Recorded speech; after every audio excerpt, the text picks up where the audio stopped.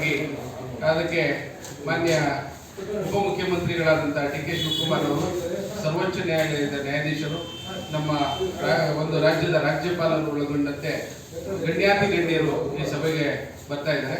ಅದ್ರ ಬಗ್ಗೆ ನಮ್ಮ ನ್ಯಾಯಯುತ ಬ್ಯಾಂಕಿನ ಅಧ್ಯಕ್ಷರಾದಂಥ ಶ್ರೀ ಯತಿರಾಜ್ರವರು ಹೇಳಿಕೆಯನ್ನು ಕೊಡ್ತಾರೆ. ಎಲ್ರಿಗೂ ನಮಸ್ಕಾರ. ನಮ್ಮ ಬ್ಯಾಂಕು ಪ್ರಾರಂಭವಾಗಿ ಸುಮಾರು 25 ವರ್ಷಗಳನ್ನು ತುಂಬಿದೆ. ಇದೇ ತಿಂಗಳು 24/10/2025ಕ್ಕೆ 25 ವರ್ಷ ತುಂಬುತ್ತೆ. ಆದ್ದರಿಂದ ನಾವು ದಿನಾಂಕ 25/10/2025ರಂದು ಭೇಟಿ ಮಹೋತ್ಸವನ ಹಮ್ಮಿಕೊಂಡಿದ್ದೀವಿ. ಅದಕ್ಕೆ ತಮ್ಮೆಲ್ಲರ ಸಹಕಾರ ಬೇಕು. ಎಲ್ಲ ಪತ್ರಿಕೆಗಳನ್ನು ಘೋಷಣೆ ಆಗಬೇಕು. ನಮ್ಮ ಬ್ಯಾಂಕು ಇದುವರೆಗೂ ಯಾವುದೇ ಸಮಸ್ಯೆ ಇದೆ, ಬ್ಯಾಂಕು ನಮ್ಮ HK ವಾಸ್ತುರೆಡ್ಡಿ ಇದ್ದಾಗ ಇದೆ, ಅದೇ ರೀತಿ M ಲೋಕೇಶ್ ಅವರು, ಅದೇ ರೀತಿ KN ಪುಟ್ಟೇಗೌಡರವರ ಪರಿಶ್ರಮದಿಂದ ಈ ಬ್ಯಾಂಕು ಪ್ರಾರಂಭವಾಯಿತು. ಅಂದಿನಿಂದ ನಾವು ಉಪಯೋಗಿಸ್ಕೊಂಡು ಬಂದಿದ್ದಾರೆ.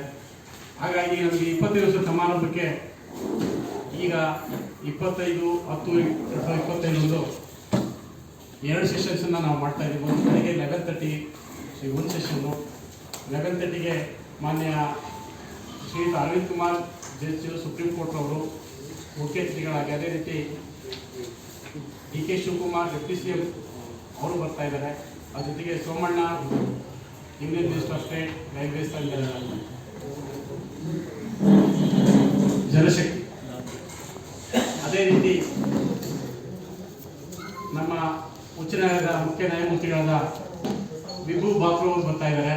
ಅಲ್ಲದೆ ಇನ್ನೂ ಹಲವಾರು ಗಣ್ಯರು ಆ ಸಭೆಯಲ್ಲಿ ಉಪಸ್ಥಿತರಿರ್ತಾರೆ. 2ನೇ ಸೆಷನನ್ನು ಮಧ್ಯಾಹ್ನ 4:00 ಹಮ್ಮಿಕೊಂಡಿದ್ದೀವಿ. ಅದರಲ್ಲಿ ಕೇಂದ್ರ ಸಚಿವರಾದ Shri Arjun Ram Meghwal, honourable minister of law and justice, government of India, ಅದೇ ರೀತಿ Shri S Abdul Nazeer, governor of Andhra Pradesh. ಅದಾದ ನಂತರ ಅರವಿಂದ್ ಕುಮಾರ್ ಸಹ, ಜಸ್ಟಿಸ್ ಅರವಿಂದ್ ಕುಮಾರ್ ಅವರು ಕಂಟಿನ್ಯೂ ಮಾಡಿದ್ದಾರೆ, 2ನೇ ಸೆಷನ್ಗೂ ಬರ್ತಾ ಇದ್ದಾರೆ.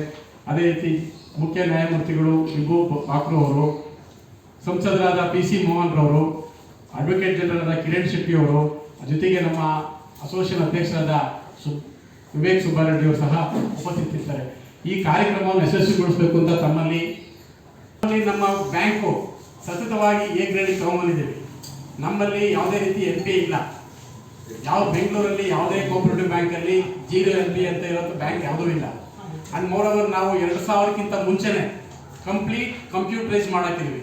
ನಮ್ಮಲ್ಲಿ RBI ಬಂದು 2000 ನಾನಿದ್ದಾಗ 2004-5ರಲ್ಲಿ ಒಂದ್ಸರಿ ಅವರು ಇನ್ಸ್ಟ್ರಕ್ಷನ್ಗೆ ಬಂದರು. ಆಗ ಅವ್ರು ಬಂದು ಸ್ವಲ್ಪ ಅನುಮಾನ ಬಿಟ್ಟು ಲಾಯರ್ ಬ್ಯಾಂಕು ಏನೋ ಇತ್ತು ಅಂತೇಳಿ ನಾವು ಅದಕ್ಕೆ ಪಾಸ್ವರ್ಡ್ ಕೊಟ್ಬಿಡಿ, ಕಂಪ್ಯೂಟರ್ ಪಾಸ್ವರ್ಡ್ ಕೊಟ್ಬಿಟ್ಟು ಅವ್ರಿಗೆ ಬಿಟ್ಬಿಡಿ, ಅವ್ರು ಏನು ಬೇಕಾದ್ರೂ ನೋಡ್ಕೊಳ್ಳಿ ಅಂತ. ನಮ್ಮಲ್ಲಿ ಯಾವುದೇ ರೀತಿ ಬ್ಲ್ಯಾಕ್ ಅನ್ನೋ ವ್ಯವಸ್ಥೆನೇ ಇಲ್ಲ, ಕಂಪ್ಲೀಟ್ ವೈಟ್ ಆ್ಯಂಡ್ ವೈಟಲ್ಲಿದೆ. ಹಾಗಾಗಿ ನಮ್ಮ ಮೆಂಬರ್ಸು ನಮ್ಮನ್ನು ನಂಬಿ ನಮ್ಮಲ್ಲಿ ಇನ್ವೆಸ್ಟ್ ಮಾಡ್ತಿದ್ದಾರೆ. ಅದೇ ರೀತಿ ಸಾಲಗಳನ್ನು ತಗೋತಾ ಇದ್ದಾರೆ. ಅದೇ ರೀತಿ ಮೆಂಬರ್ಸು ಆಗ್ತಾ ಇದ್ದಾರೆ. ಸರ್, ಈ 25 ಒಂದು ದೊಡ್ಡ ಸವಾಲೇ ಬಂತು. ಬ್ಯಾಂಕು ನಮ್ಮಲ್ಲಿ ಇನ್ನೊಬ್ರು ಮ್ಯಾನೇಜರ್ ಇದ್ರು, CEO ಇದ್ರು, ಅವರು ರಿಟೈರ್ಡ್ ಆಗೋ ಸ್ಟೇಜಲ್ಲಿ ಇದ್ರು. ಅವ್ರು ಸರಿಯಾಗಿ ಕೆಲಸ ಮಾಡ್ತಾ ಇರಲಿಲ್ಲ. NPA ಸುಮಾರು 40% NPAಗೆ ಹೋಗಿತ್ತು. ಕಾರಣ ಅವ್ರನ್ನ ಅದರಿಂದ ಅಲ್ಲಿಗೆ ಅವ್ರನ್ನ ನಿವೃತ್ತಿಗೊಳಿಸ್ಬಿಟ್ಟು ನೆಕ್ಸ್ಟ್ ಈಗಿರೋಂಥ ಪ್ರಸನ್ನ ಅವ್ರನ್ನ ನಾವು ತೊಗೊಂಡ್ವಿ. ಹಾಗಾಗಿ ಅದೇ ವರ್ಷ ನಮ್ದು NPA ಬರೀ 5ಕ್ಕೆ ಬಂತು. ಹಾಗಾಗಿ ಅದು ಇವತ್ತು ಅದು 0ಗೆ ಬಂದಿದೆ. ಪ್ರತಿ ವರ್ಷ 0ಲೇ ಇರುತ್ತೆ ನಮ್ದು NPA. ಯಾವತ್ತೂ ನಾವು NPA ಉಳಿಸ್ಕೋತಾ ಇಲ್ಲ. ಹಾಗಾಗಿ ಜನಗಳಲ್ಲಿ ನಮ್ಮ ಬ್ಯಾಂಕಿನ ಬಗ್ಗೆ ನಂಬಿಕೆ ಇದೆ. ಹಾಗಾಗಿ ನೀವು ಹೇಳಿದಂಗೆ ಅದು ಮೇಲಕ್ಕೆ ಹೋಗ್ತಾ ಇದೆ ಹೊರತು ಕೆಳಗಡೆ ಬರ್ತಾ ಇಲ್ಲ. 10,000 ಇತ್ತು. ಇವತ್ತು ನೆನ್ನೆ ಲಾಸ್ಟ್ ಮೀಟಿಂಗಲ್ಲಿ 9,10,000 ಜನ ಅವ್ರ ವೈಯಕ್ತಿಕ ಫಂಕ್ಷನ್ ಅಲ್ಲ, ಇದು ನಮ್ಮ ಬ್ಯಾಂಕ್ ಫಂಕ್ಷನ್ ಆಗಿರೋದ್ರಿಂದ ಅದು ಯಾವ ವೈಯಕ್ತಿಕ ಯೋಚನೆ ಮಾಡಲ್ಲ ಅಂತ ನಾನು ಅಂದ್ಕೊಂಡಿದ್ದೀನಿ ಸರ್. ಪಡೆಯುವುದು ಒಬ್ಬ ವಿದ್ಯಾರ್ಥಿಗಳಿಗೆ ನಾವು ಪ್ರೋತ್ಸಾಹಿಸುತ್ತಾ ನಮ್ಮ ಮಕ್ಕಳಿಗೆ ವೈದ್ಯಕೀಯ ಮತ್ತೆ ಅದರಲ್ಲಿ ಮರಣ ಹೊಂದಿದಂತ ಷೇರುದಾರರಿಗೂ ಸಹ ನಾವು ಒಂದು ಡೆತ್ ರಿಲೀಫ್ ಫಂಡ್ ಅಂತ ಕೊಡ್ತಾ ಇದ್ದೀವಿ.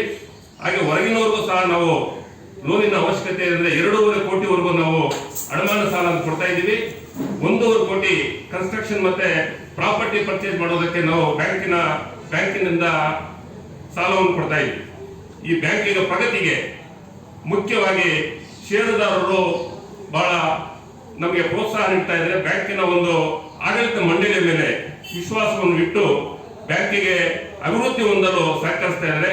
ಅದೇ ರೀತಿ ನೀವು ಸಹ ನಮಗೆ ಸಹಕರಿಸಿ ಇಂದಿನಿಂದಲೇ ನಮ್ಮ ಒಂದು ಎಲ್ಲ ಒಂದು ಪತ್ರಿಕೆಯಲ್ಲಿ ಮತ್ತು ಟಿವಿಗಳಲ್ಲಿ ಈ ಒಂದು